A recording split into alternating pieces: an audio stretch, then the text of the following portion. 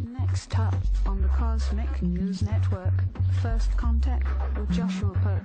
Good morning, Earthlings. Good. How you doing today? Good. How you doing today? Welcome to First Contact Radio. Welcome to First Contact Radio. To talk about all these things I'm talking about is because in life, everything is energy. Every single thing that's out there. Yo, it's First Contact with Joshua Poet. He's the man on the mic, just in case you didn't know it. Covering news from all around the globe, from the weather and space to UFOs. He'll talk politics and make you open your eyes. Conspiracy theories and government lies. He'll dig it all up and try to find the proof. Cause it's time to demand the truth. It's time. First Contact Radio. We have time to demand the truth. It's time. First Contact Radio. We have time to demand the truth.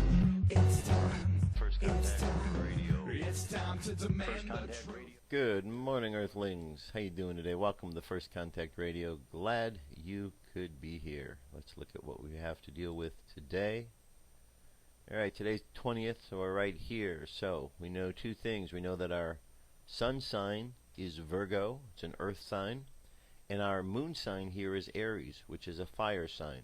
So we're dealing with two elements, earth and fire. Okay, so as we go out into the world today, we just want to think about earth and fire and how they work together.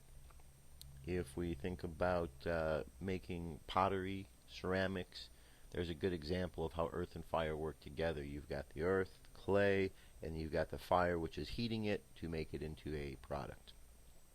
Okay. If the fire is too hot, completely melts the ceramic stuff, and if there's too much earth that's go on, actually it could snuff out the fire. Okay, so the two have to work good together, and that's the whole idea with all of the elements, that we want to find ways that they work together so that we can create things. Fire is ideas and creativity. Earth is practicality, the physical manifestation of all of the elements put together. So we've got two ends of the spectrum, from the idea to the final deal.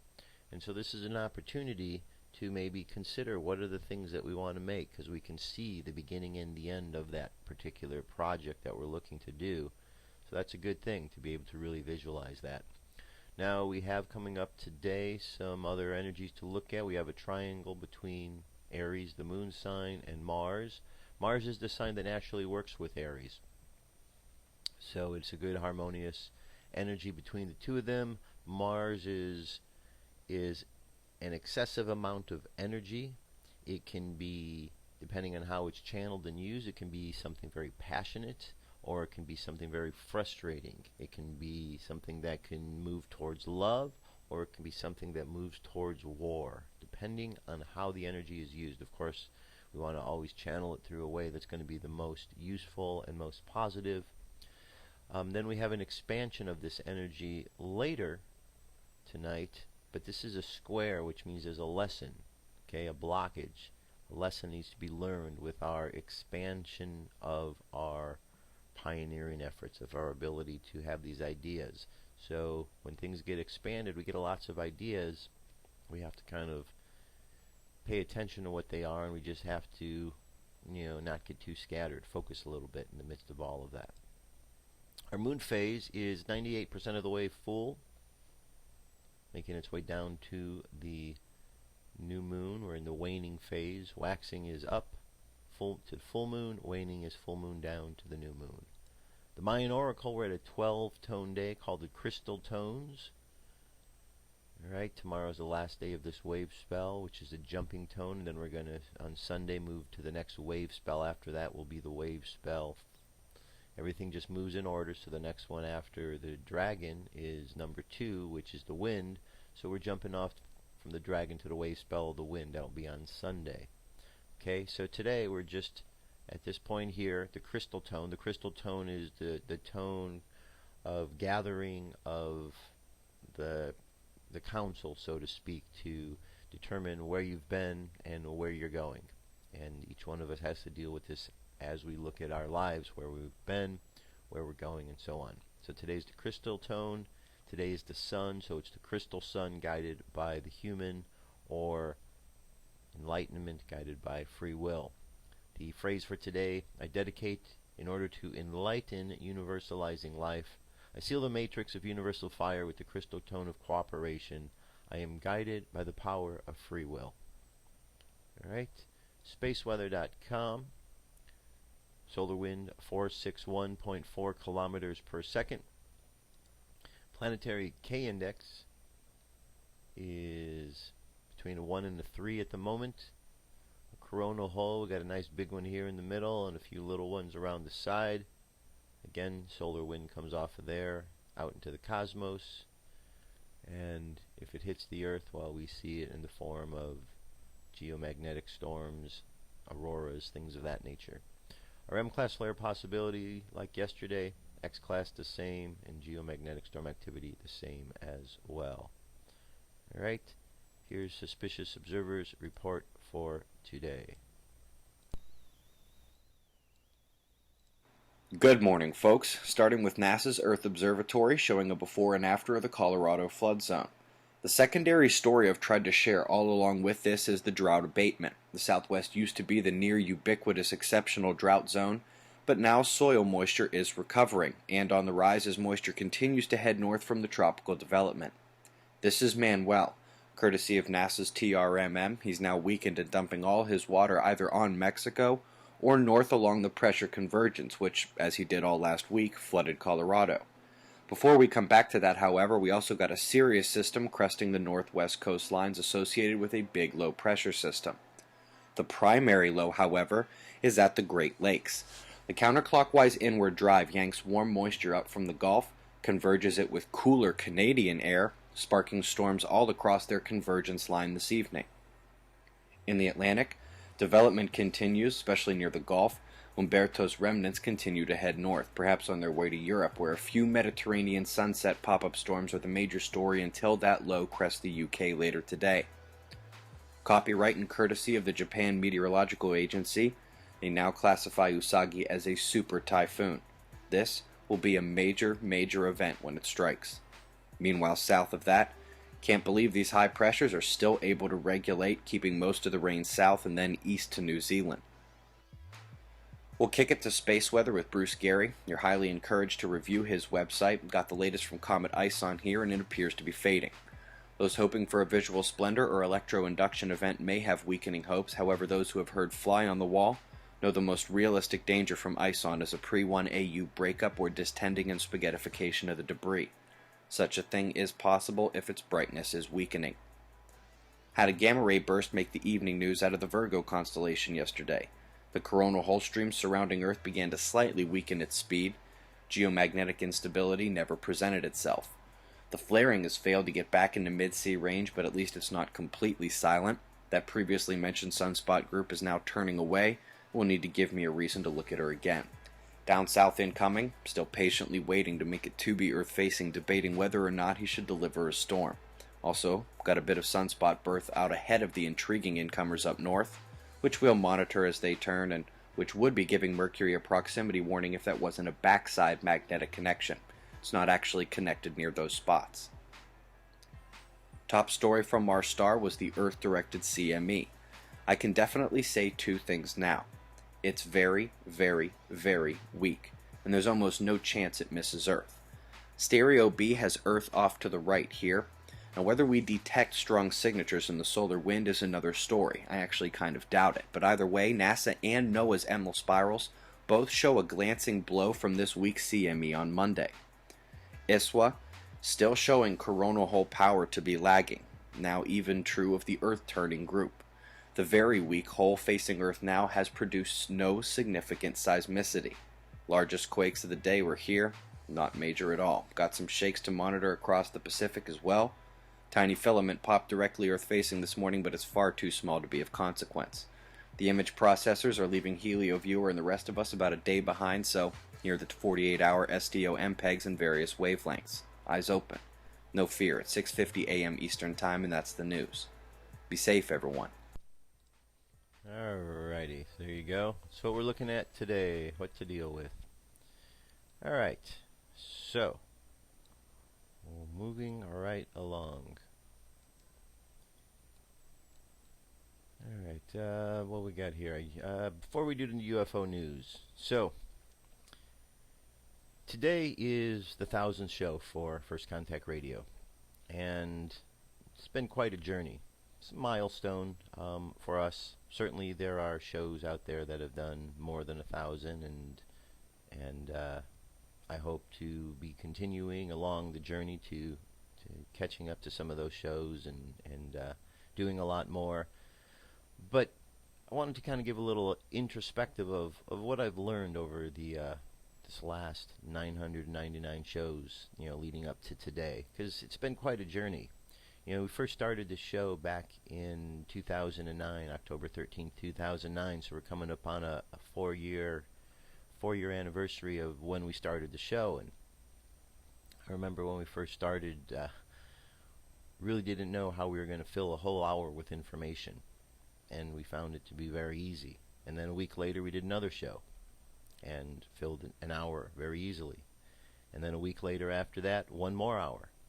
And then after that, the feeling came that we had to increase things, and then we went to 5 days a week. And since that first Monday in November, we've been going 5 days a week, nonstop the last couple of years. And when we first started the show, if you recall, and you still hear his voice, Dirk Bradshaw was part of the early episodes, and then he took a little bit of sabbatical, and he'll be back again today. He's got something he wants to report, and we'll be seeing more of his shows upcoming in the future, which is cool. We're in negotiations right now to bring him back. But over these last couple of years, what I've learned is there's a lot of news available on a daily basis.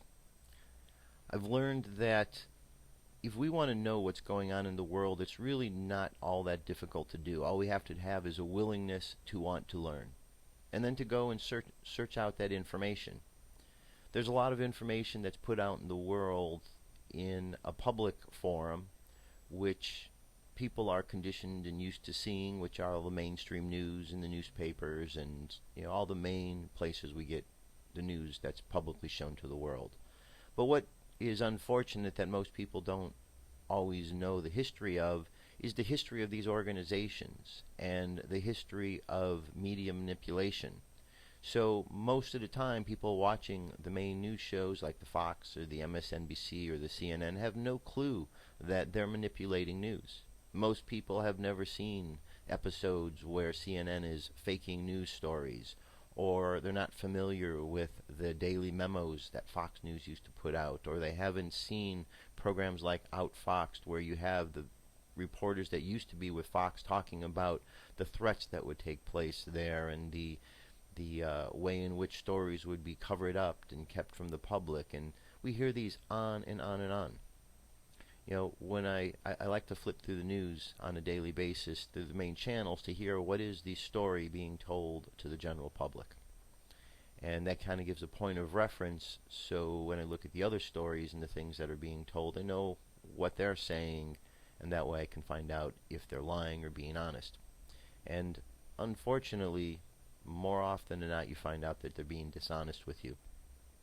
You don't hear the mainstream news really talking a lot about going to the internet for the information you want to find. That's because if you go to the internet, you're going to find the information that's going to most likely contradict what is being told on the mainstream. It's unfortunate that people don't know this. And so the people who don't know this are the very people that are picking on you and me and all the others who are out there digging up truthful stuff. It's the uninformed individuals that are the ones that are saying, you're wrong about this. And when you ask them for any evidence on what they're saying, they have no evidence. They usually can only spout back what's going on the mainstream channels, and that's about it. And yet sometimes these same folks will tell you it's important if you report news not to have one source. Yet the very people who, when we talk to them, only spout back one source, Fox, MSNBC, CNN, as if these are the gospel truth. So what I've learned on a daily basis is there is tons of news out there. You go online, and what you want to do, you can go to forums. There's some great forums out there, a couple that I suggest, godlikeproductions.com. You've got Above Top Secret. These are two good ones. InfoWars is a good site to go to. They have a lot of articles there dealing with false flags, conspiracy theories, things of this nature. The Rents program, Jeff Rents, you got Coast to Coast. I mean, there's a lot of great shows out there to draw information from. But what I really find the most fascinating of all are going to the forums. Because when you go to a forum, what you find is a lot of individuals, like-minded individuals, who are posting news that they have discovered or asking questions about news that they've read or something that they've heard. And there's real discussion, real debate that takes place in forums. What you'll also find is real investigative journalism that takes place in these forums. Because what you have is people ask questions, and then they go into these forums, and then they pose the questions to those in the forums. And sometimes if they have results from something they've done, they'll post the results, how they've done the work. And then people who read the forums will go off and they will try to duplicate what was found there. And in the process, results get confirmed over and over again, or they get debunked and thrown away. Any way you look at it, if you go to these forums, doesn't matter which ones you're going to go to, you're going to find that there's a discussion going on there. Now, you have to weed through the BS because there's a lot of it. You go to these forums and it seems like there's little kids that are in there that have no clue about what's going on, that are making postings, and you'll know and understand real quick which ones they are. You'll find the postings from those who are the shills, which are those that are just trying to toe the government line and debunk anybody who's trying to speak against them, even though they're absolutely wrong. You'll discover out who they are. And by going and searching, you'll find avenues where you can go find news on a daily basis. You know, one of the arguments I've heard over the years is that, oh, the internet is not a good place. There's nothing good on the internet. And I can't believe that people actually say this in this day and age. And usually the ones who are saying that are the ones who are addicted to the mainstream news shows. Because the mainstream news shows keep telling them there's nothing good on the internet. Why? Because if you go to the internet, you can actually find the real stories that will contradict what they are telling you on the mainstream news. And the mainstream news doesn't want you to know that they are misleading you. So they don't want you to go to the internet.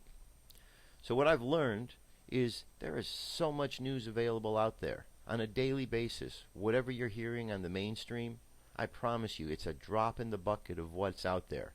And not only that, but what you're hearing in the mainstream is not the most important news that's out there. You can find news far more important if you just dig around for it. And that's what we need to do. We need to be digging around more for news. If you go online, you can find all of the major universities online. You can find the major institutions where science is done. You could find libraries. You can find museums. You can find places where if you want to learn new languages, you can do that. On and on and on. It's incredible what's available online. Okay? Information is available at our fingertips. But we have to be willing to go seek out that information. You know, a lot of times people ask me, because I work a lot with computers, how I get all this information. It's very simple, and I'm going to tell you the secret. It's very, very simple. If you have a question about anything, open up a search engine and type that question in exactly the way that you want to ask it. Now, different search engines will bring up different results depending on how big or popular that search engine is. Google is certainly the most popular out there. Therefore, it's going to have the most available links to it. And if you just type in, you're going to find that whatever question you just asked, that there are others out there who have asked exactly that same question. And you're going to find answers to that question, no matter what it is. Or you'll find yourself directed to a place where you can go learn about what it is that you want to learn about. So the internet's an amazing place to go and really track down information and really investigate. You know, in this day and age, we've got a lot of kids that are coming out of school, coming out of college. They don't have the job availability that they used to have. So they need to fend for themselves. A lot of these kids coming out of school are journalism students. Students who intend on going into the media to some degree or another. But guess what? There's not all the jobs. So where do they go? What do they do? A lot of times they end up doing their own investigative journalism online. They start their own internet media blog or station or something or another. but they're out there putting that information into the world. Well, just because they're doing it in that regard, just because they're not working for a big media station, doesn't mean their investigative journalism is any less valid. And in more cases, it might be even more valid, because there is no money that is tainting what they're deciding, what they're learning or investigating, whereas in the media, we know that money taints things. So there's a lot of investigators out there. There's a lot of people with cameras, a lot of cell phones that are out there that can take pictures. So when incidents and events happen in the world these days, usually there's someone around to capture that. We didn't have all this technology years ago, so when all of the corruptions in the world would take place, we didn't always see them. Well, we do now. We see a lot more of what's going on because we are posting these videos. And that's an awesome thing. Of course, many in the older generation, they don't quite understand this. They don't understand what's going on because they don't understand the technology. And they're so conditioned and caught up with the mainstream that they're too afraid to go explore anywhere else because they've been told over and over by the mainstream there's nothing good on the internet. So it's a catch-22 situation. Young people these days, I think, are really at a disadvantage because the schools keep the way in which they teach students is suspect at times. When we hear about schools where the Second Amendment is taken out of books, or Thomas Jefferson is taken out of books, or schools are being taught about New World Order, or the lunch programs we hear about the schools, kids really have a problem these days. It's very challenging. Probably a lot more challenging for kids in schools than when their parents were at school because of all that they're having to go to. I mean, we're hearing stories where they want to teach sex education classes to kindergartners, to kids in I mean, it's ridiculous. It's as if the morals of the world have disappeared. So I don't think we can blame one party or another. It's very easy to do, and that's the game that we have. We're going to blame them or we'll blame them. It's either the Democrats or the Republicans' fault. And as long as we keep going back and forth, blaming each other, blaming both sides, nothing gets done. Because it's not completely their fault, and it's not completely their fault. Because each one of those parties are subservient to someone behind the scenes. And all you have to do to understand that is to know the history of how this country evolved. How 1776, United States declared its independence from England. But then, not too far from there, we had the Constitution in 1871, or 1887, excuse me, 1787, and then we fast forward to 1871, the Act of 1871, in which District of Columbia was organized, became a corporation, and that changed everything, because now we were all bound to corporate rule. See, America was set up as a republic. It wasn't set up as a corporation. It wasn't set up as a democracy. But if you ask anybody what kind of country this is, they will tell you democratic right off the bat. It wasn't set up as a democracy. And as long as people keep believing it, we're getting misinformation that's spread throughout this country. We have to understand what it is that we're about. Freedoms are being taken away every day. These bills that come out, the Patriot Act is not intended to give you more patriotism. It's meant to punish those who show patriotism. The NDAA is intended to take away your rights as an American. You see, something's going on in the world, very serious. All the stories we've read about the government buying up all of the supplies, the comments by those like Janet Napolitano about the cyber attack that's imminent, and the unprecedented natural disaster that's going to hit, all of the coffin liners that are being purchased and placed around the country at locations, the sinkholes in the ground, the flooding programs that the Army Corps of Engineers keep doing at different locations. Something's going on. Okay, so I've learned that what we need to do is we really need to pay attention.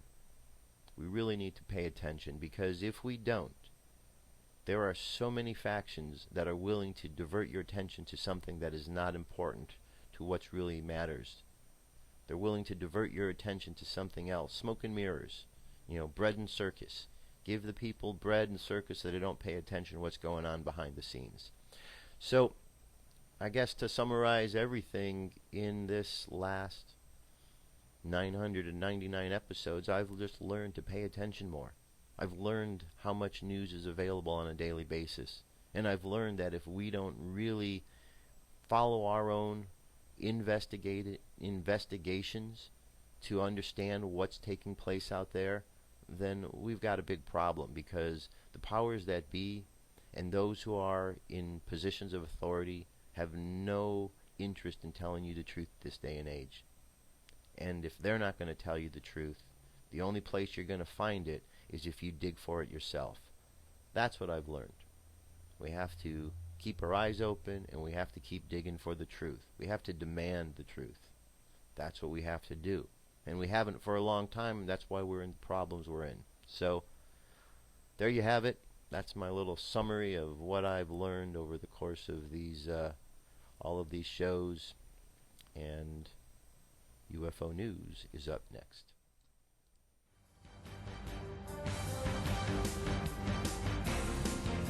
This is the UFO News with Joshua Poet. All right, Dirk, thank you very much. All right, today's UFO News has 4 stories. Story number 1. This comes to us from the UK. This was daytime footage of a strange unidentified flying object hovering in the sky above London. This was on Friday the 20th. So that was just recent, hot off the press. How about if I click to the video, see it, it's better, right? Alright. Video is 51 seconds in length. And the object, it looks like this up here, right? So we're going through here, investigating the sky. And I believe we're right in this area here. See him? Right smack dab in the middle.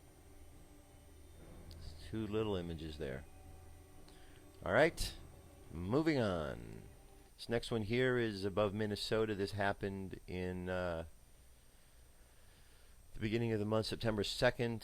The UFO was photographed by a woman above Minnesota on September 2nd.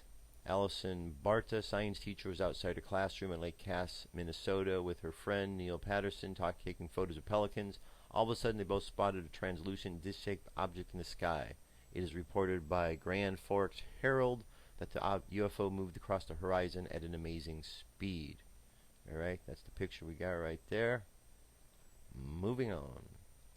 Alright, this is an old sighting. Old sighting, but it's good to remember the old sightings to know that they've been taking place and what's been happening. This one, Doc Vega, a UFO Digest. Perhaps many of you are well acquainted with USOs, unidentified submarine objects. These sightings have been widely made by aviators, naval personnel, and civilians alike in many regions of the globe, from the Pacific Northwest to the Pacific Ocean, from the Redondo Trench off the coast of California to the Atlantic Ocean shores of the eastern seaboard of the U.S., Canada. But Oklahoma? Well, from 1947 through 57, a series of UFO flaps led police officers, Air Force pilots, and citizens on a wild chase that often culminated in the dismissive press conferences of Project Blue Book astrophysicist consultant Dr. J. Allen Hynek, whose job it was to debunk major UFO scares whenever large numbers of witnesses were involved. His standard explanations were such objects as weather balloons, the planet Venus, and Mars gas. Even though Dr. Hynek privately fought for more funding to support more serious research for Project Blue Book, in 1953, under the review of the Robertson panel, he was point man. The Air Force used Dr. Hynek's experience in astrophysicist to discredit the reported sightings of witnesses, though he was beginning to see the absurdity of his position. A year after the 57 relative calm had been experienced in the skies of the U.S., the public had not gone into a panic. So let me just skip down here. It says the UFO flap did not ignore the state of Oklahoma. Either a sighting stretch across the Sooner State as the police and bases alike responded to reports made by witnesses. The year of 65 was definitely not a dull year for the Sooner State, according to Donald Ferris, author of Mysterious Oklahoma. On October 1st, 65, at 1:05 a.m., Officer Lewis Sykes of Winewood PD made an official police report. According to Officer Sykes, the object had a bluish green with rotating light at its center. It moved northwest to the sky of Wynwood. The object rose into the sky and then lost altitude.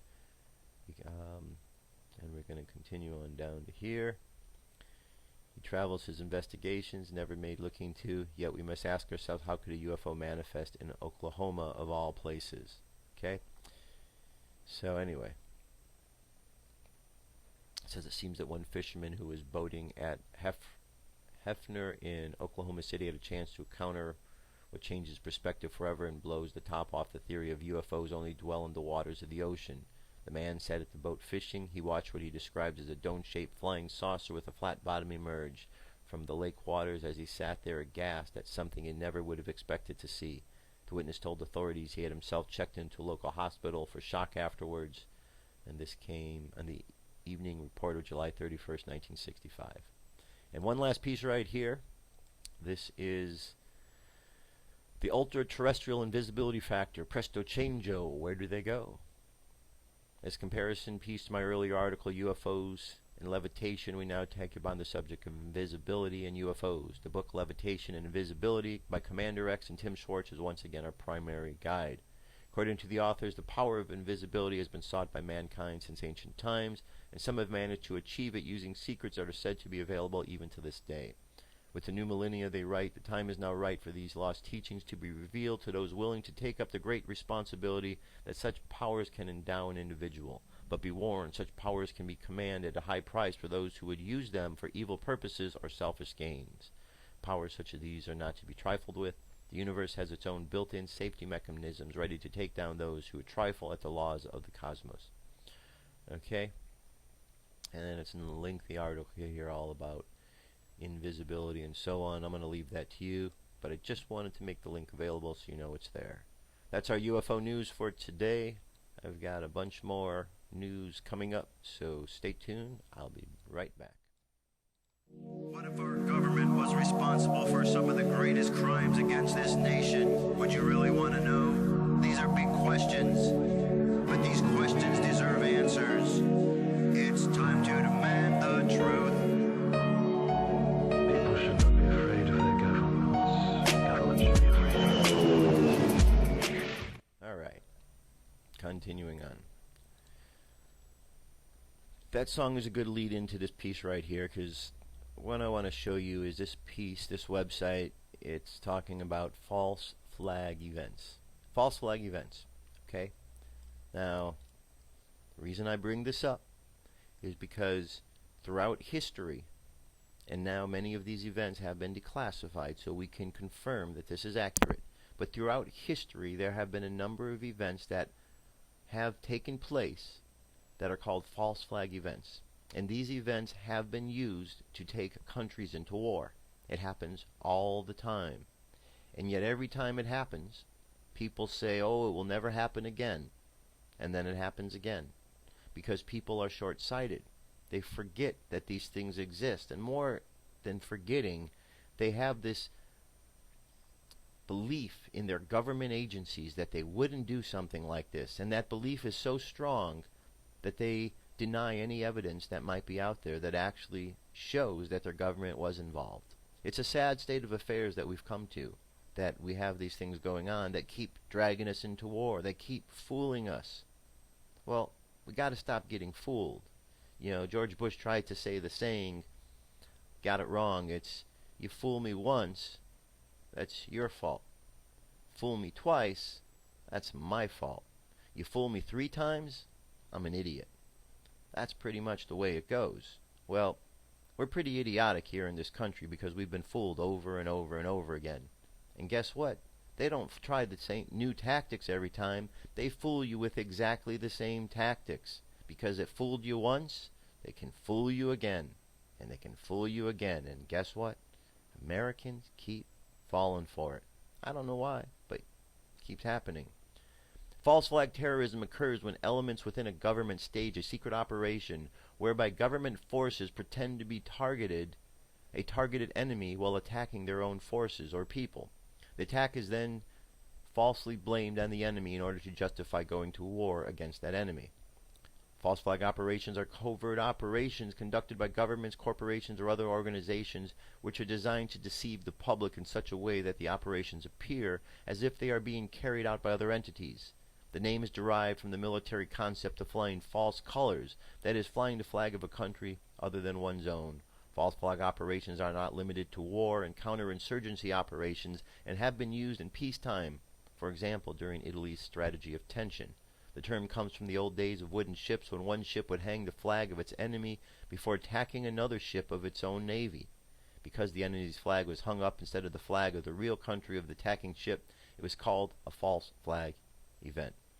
Now you can go through here and you can find a number of operations. You go all the way back to Operation Northwoods was declassified, and then you have the stories of Hitler and the fire at the Reichstag, how that was found out to be a false flag, how the KGB bombings in Russia put Vladimir Putin in power. We go to the U.S., we've got situations that have occurred. Here's the Operation Northwoods down here. We know the Gulf of Tonkin incident was also a false flag event. These things are also known, what was going on and on and on. These things continue to happen. 9/11 was a false flag event. It was blamed on somebody else. Now all of these shootings that are taking place across the country, these are false flag events. Why do I say that? Because it's being shown that there's actors that are involved with this. Crisisactors.org, amputeeactors.org. There's these agencies out there that work to do these kind of things. Maybe under the guise of just helping somebody, not realizing what they're doing, but then these videos are being used by the mainstream media to show events that didn't occur. And so that's why the stories get picked apart. What happened in Sandy Hook is sad, if that really occurred, but evidence suggests that it really didn't happen the way it did, and that these events are just used as a pretext to take away the guns from the American people, to lead us to another war. Now we've got the situation with Syria, and we have many individuals, many organizations within our own government saying that this was an event that was done by rebels into Syria. But Obama wants to go over and he wants to bomb Syria because, well, he's a warmonger. And, you know, there's some real strangeness going on around this. We've got the Obamacare, which is coming in, which is kind of weird at this time. The situation that just happened at the shooting at the Navy Yard is very weird. I mean, do you realize that there was a team of Capitol Police, had a SWAT unit there at the time when this was going on that could have done something before all of these people got killed, and that they were told to stand down and leave the scene? Okay? If you're trying to stop a situation, you don't tell those who have come prepared in body armor to deal with it to go away. They were told to go away. That's indication that there's something more going on. Okay?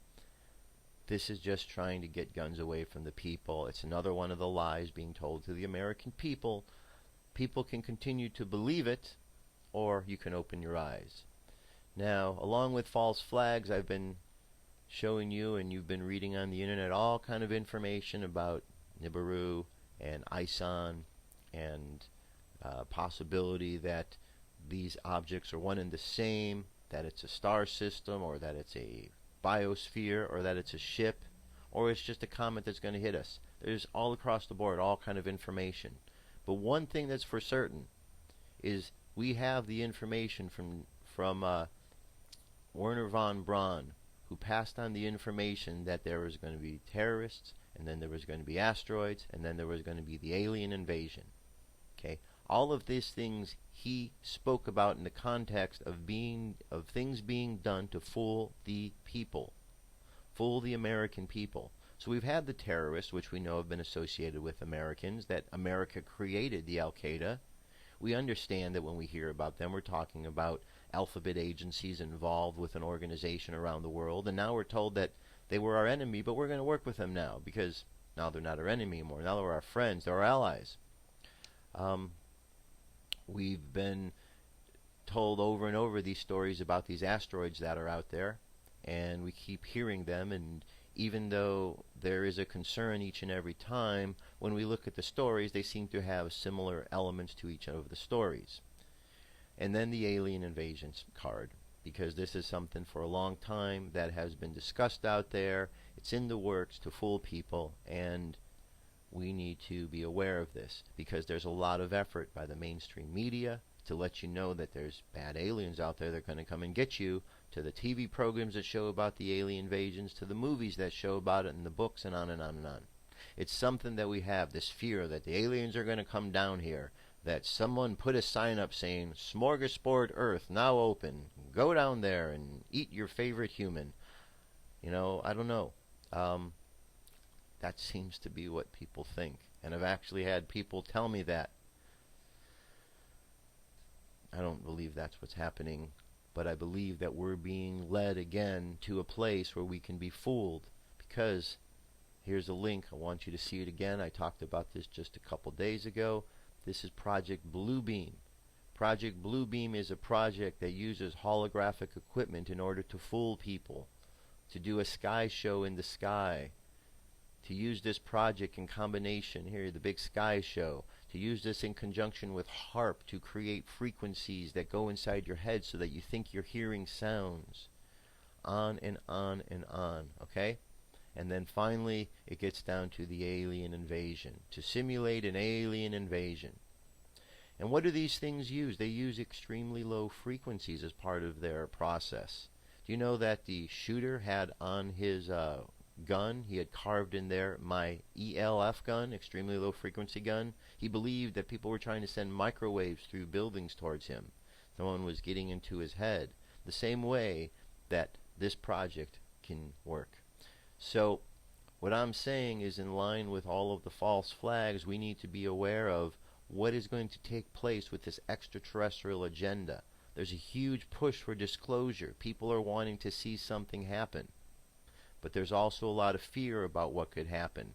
Everything's in place. That all the governments need to do is now pull the trigger to make this happen, run their sky show, and fake the invasion. And the whole idea is to get the people of the world to bond together so that they can all come together, because we have the greatest governments and we want them to protect us. It's all a ruse, okay? So when the time comes when we start seeing ships and we start meeting these beings from other worlds, we need to use our discernment. We need to understand what's real and what's not. Are those out there involved working with our governments? Not all of them, but there are some that are, that don't have our best interest in mind. We're going to have to pay attention even closer, because with projects like Bluebeam out there and all the false flags that they do, it makes it more challenging to determine what's real and what's not. Pay attention, pay attention, pay attention. Those are the key words that we need to use in our lives, because if we don't pay attention to what's going on, well, trust me, there are those who are going to make the best effort possible to fool you. And if you're not willing to look any further, then you're going to be fooled. Okay? So, this next piece here talks about this idea of disclosure. And here we go. This says, can we handle UFO disclosure? It says, ancient artifacts from all over the world show humanoid figures wearing what appears to be astronaut spacesuits. The Bible, the Vedas, and other sacred texts reference supernatural beings that came from the sky. They are called angels, gods, and sometimes creators.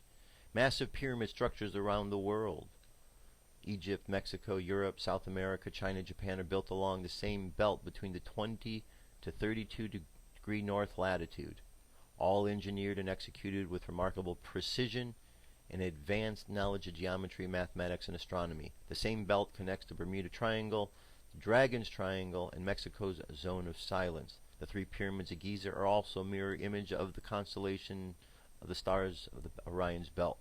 Indigenous tribes like the American native Hopi or the Dogon people of America point to the sky as a place of their origin, not metaphorical or spiritual, but as an exact location of the parent beings that brought the entire humanity into existence. These beings, referred to as ancient astronauts, are believed to have come to Earth thousands of years ago, seeded the planet with life as we know it, and they are also expected to return. So the question is, can we handle disclosure? Okay, there's a long article here. I want you to read this article because it brings up good points. The time is coming, my friends, when we are going to experience the reality of meeting beings from other worlds that land in ships, okay? Not a false flag event type of beings, not those who are out to deceive us, but the good guys. There are good guys out there. They do want to help us, but we have to use our discernment. Just put yourself in their shoes for a moment. You're up on a ship, you're monitoring the Earth, you want to go down there to help, but you're monitoring their signals, and you know that the people of the Earth have been conditioned to hate you before you even arrive, because they've been conditioned to believe you're coming to invade them, to take something from them. So they're being told that you're bad. How do you go down there then? If you have to go down there, how do you do that?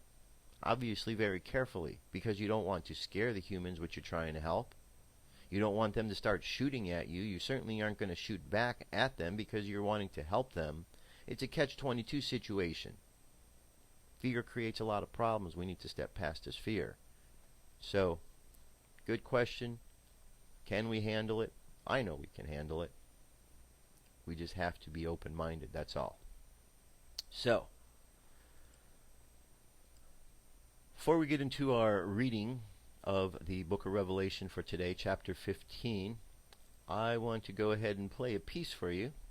And this is a piece by Dirk Bradshaw.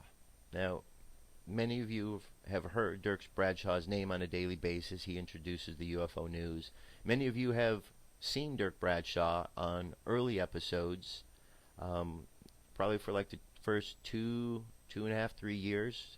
Dirk was putting episodes on a regular, and then he took a bit of a sabbatical. But as I said earlier, we are in negotiations with Dirk to bring him back on a regular basis. Nonetheless, Dirk wanted to check in today as it was the 1000th episode. He wanted to check in because he was here, just like I was, at number 1, and he's going to be here again today for number 1000. So let's listen to what Dirk has to say today, and we'll continue on from there afterwards. Here we go. This is Dirk Bradshaw.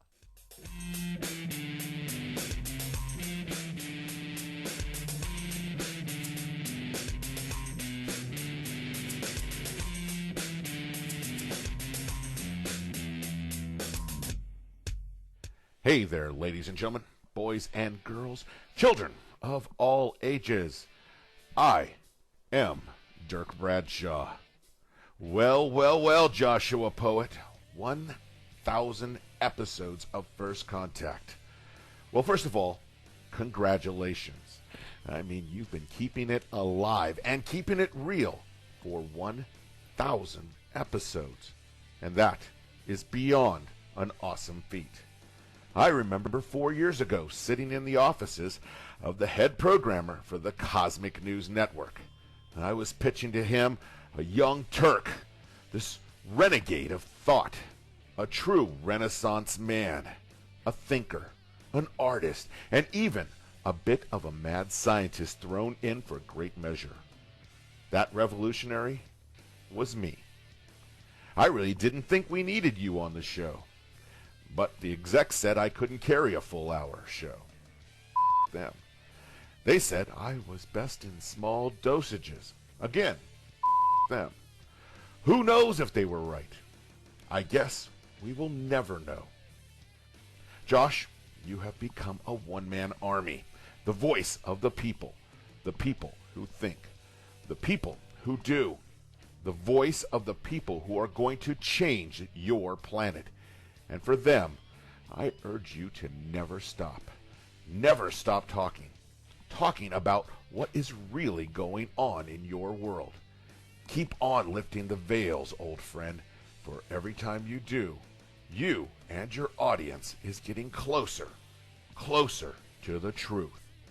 Congrats, old friend, on your 1000th show, and may there be a million more.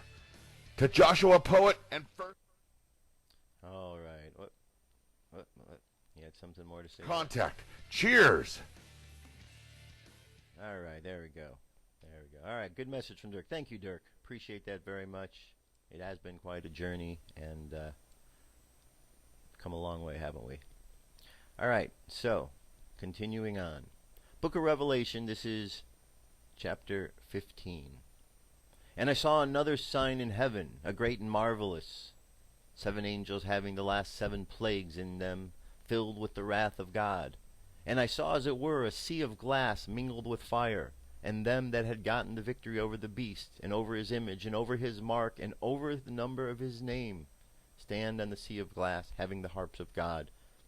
And they sing the song of Moses, the servant of God, and the song of the Lamb, saying, Great and marvelous are thy works, Lord God Almighty.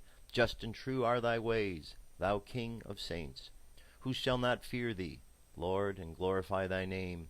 For thou art holy, for all the nations shall come and worship before thee, for thy judgments are made manifest. And after that I looked, and behold, a temple of the tabernacle of the testimony in heaven was opened. And the 7 angels came out of the temple, having the 7 plagues, clothed in pure and white linen, and having their breasts girded with golden girdles. And one of the 4 beasts gave unto the 7 angels 7 golden vials full of wrath of God, who liveth forever and ever. And the temple was filled with smoke from the glory of God, and from his power, and no man was able to enter the temple till the 7 plagues of the 7 angels were fulfilled. Okay, and once again, let's jump over here. This is a nice little Bible study tool, and let's go look at our outline here. Just kind of get a summary of where we've been. We went through 10 through 15 this week, so we're talking about right here, actually 11 through 15. We started off with the 2 witnesses, and we've come all the way here to these 7 plagues. So, just a refresher, we had the witnesses, the 7 trumpets. We talked about the woman, the dragon, the beasts, the 144,000. And then lastly, the plagues. And what we seem to be dealing with here is a situation that there's a battle about to begin. And they're talking about this battle of Armageddon, which ultimately can be tracked down to an area in northern Israel, up in the mountains of Mount Hermon, up in the area there of those mountains, and this great battle is going to take place. And all of these judgments and things have to do with the judgment upon humankind and the dislike for this battle that's going on. And as we read the stories, we hear about the wine press and the gatherings and so on, and basically what it is this great war that takes place in this area. We know of as Armageddon, which are those who are rebelling against God, basically. And the 144,000 are those who have escaped this persecution that's going on, have taken refuge up there in the mountains, and Jesus is there to rescue them. And there's great hope in all of what's going on here with the book of Revelation. Even though we see all of these bad things going on, we have to remember that these are describing the things that are going to go on to those who were causing problems. Okay? But we also are reminded over and over and over again that it's the wicked and the ungodly that are going to be removed, that the chosen, the elect, the righteous are going to be protected. That is what we have to remember in all of these times, okay? That's the most important thing that I get out of this book of Revelation. It's that promise that despite all of the bad stuff that's going to take place, the righteous, the chosen, the elect are going to be okay. It has to do with this idea, like we talked about, where we put our consciousness. We can either put our consciousness in the warlike way of the 3D world, which is fading away, or we could put our consciousness in this fifth dimensional reality that we're moving into, where we turn away from the war, where we turn towards peace. That's the important part of where we need to go, and that's the lessons that I believe that we learn from the book of Revelation, to keep that sense of faith, to know that despite all of the problems going on, that goodness is really available to all of us once we get through that darkness. So whereas it's a real story, there's also a lot of metaphor in it as well. It's representative of the dark night of the soul that we all get through, the conquering of all of the demons within each one of us, the darkness, the doubts, the fears, so that we can overcome all of those.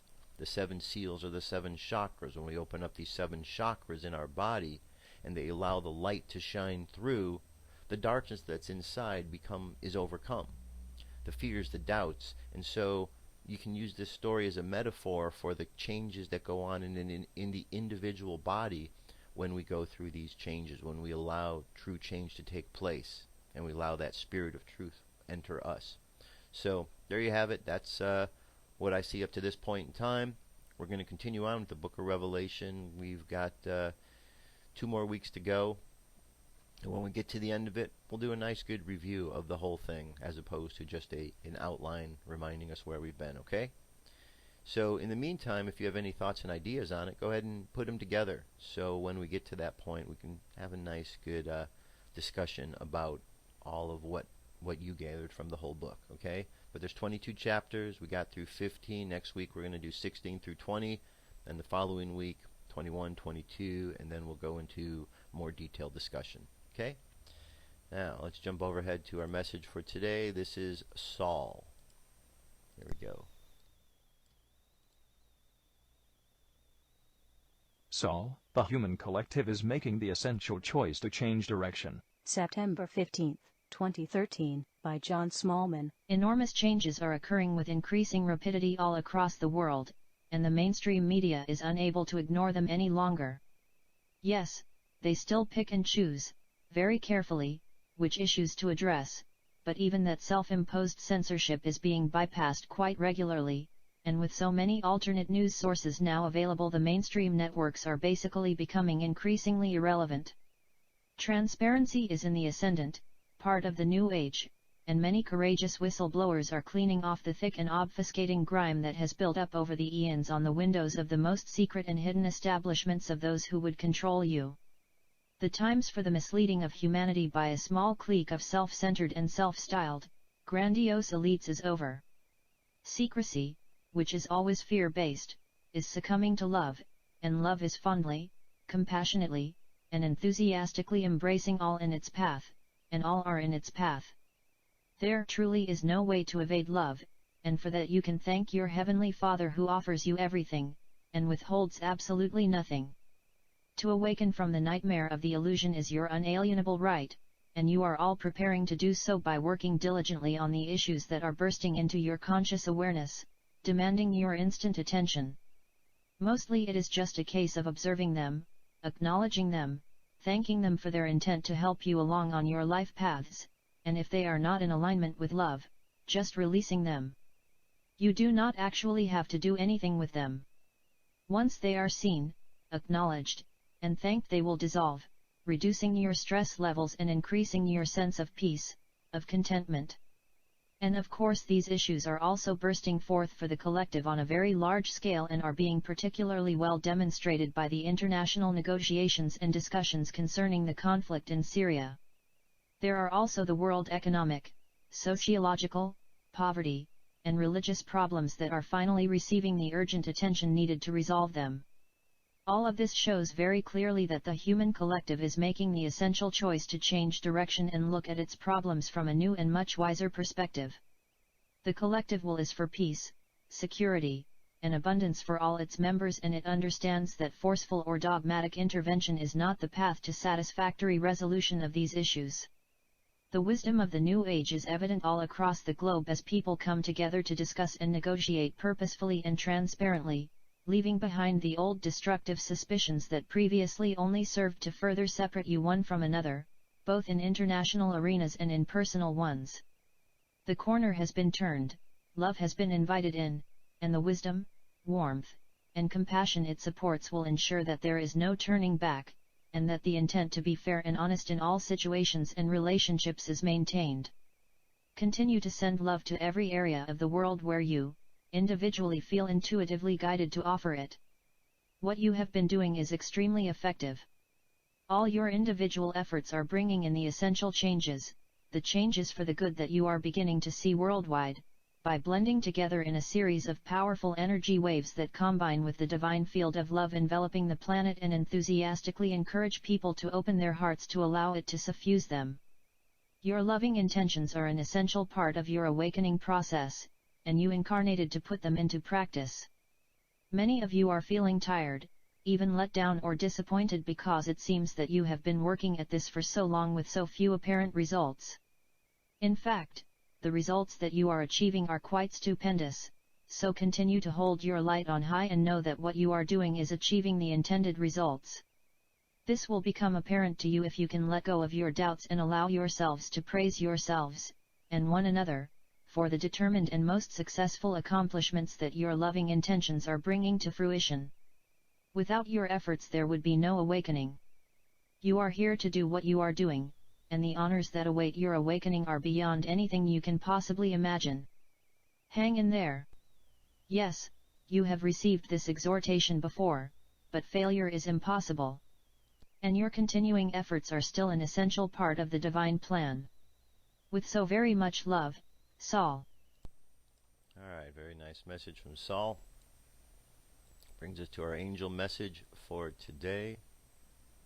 And that message is: do not shut yourself from life or experiences. You have no need to be fearful. We are here with you. It's very nice. Okay, we hear that the angels are around us all the time, and it's a good reminder. Good reminder, that we're not alone in this world. I know sometimes we think we are with all the challenges that we face, but there are beings around us everywhere. Angels, guides, those who are wanting to see us move to the next part of life, to fulfill our destiny, basically. So, that's a good thing. So let's go over to our meditation here. I want you to take a deep breath and exhale. Take another deep breath and exhale again. Okay, make sure all your chakras are activated. Bottom of the spine, drawing the energy from the earth, from Mother Earth. Color is red. Raise the energy up higher just to the belly button. Imagine the color orange. From there up higher just below the rib cage, imagine the color yellow. From there to the heart, imagine the color green.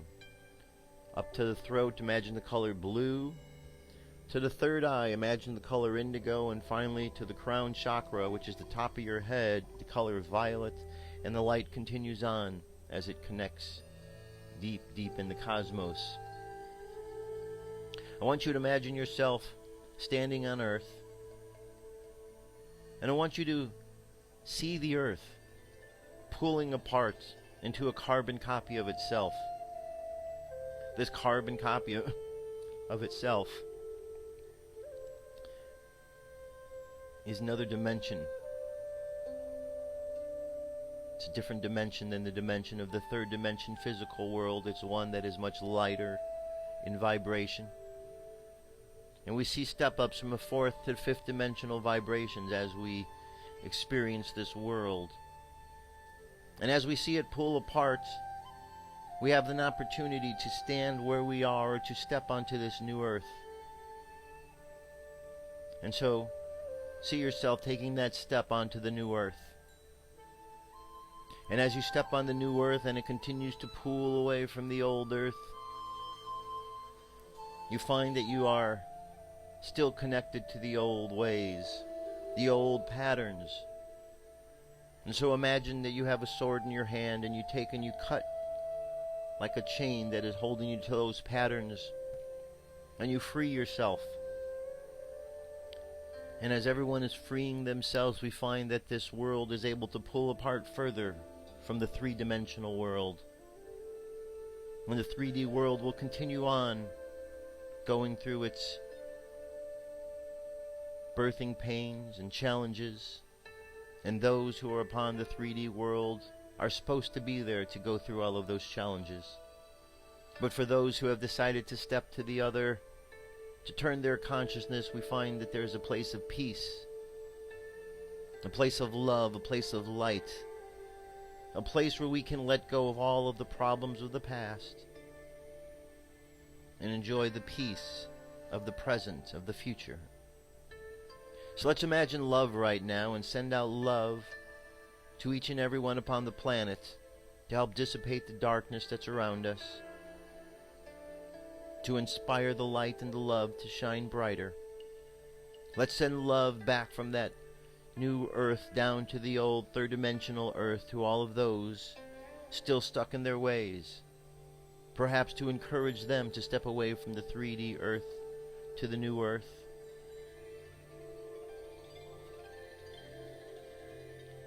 And let's just go into the world today and just send out love wherever we go, knowing that at this very moment we stand in the midst of this change. And we all have the opportunity to progress forward or to step backwards. So let's keep sending love into the world to encourage everyone to keep stepping forward into the light, into the positivity that life has to offer. So let our subconscious mind go out on that journey and continue on today, spreading love throughout the world. And let's bring our conscious mind back to the present moment on the count of 3. 3, coming back to the present moment filled with confidence. 2, coming back to the present moment filled with faith. And 1, coming back to the present moment happy, healthy, and whole. Happy, healthy, and whole. Take another deep breath. Exhale. And open your eyes. That's it. That is the show for today. Thank you, my friends, for being here. Thank you for tuning in to First Contact Radio. It's been quite a journey so far, and it's continuing on from here. So send me your emails, your comments, your thoughts, as you do always, and I really appreciate that. And perhaps we'll see if Dirk Bradshaw will be around more often in the near future. That's it. Love you. Have an awesome weekend. And I'll be back Monday with more news and information. Just keep paying attention out there, my friends. It's all going to be okay. Just keep paying attention and keep taking care of each other. Talk to you soon. Peace. I'm out of here.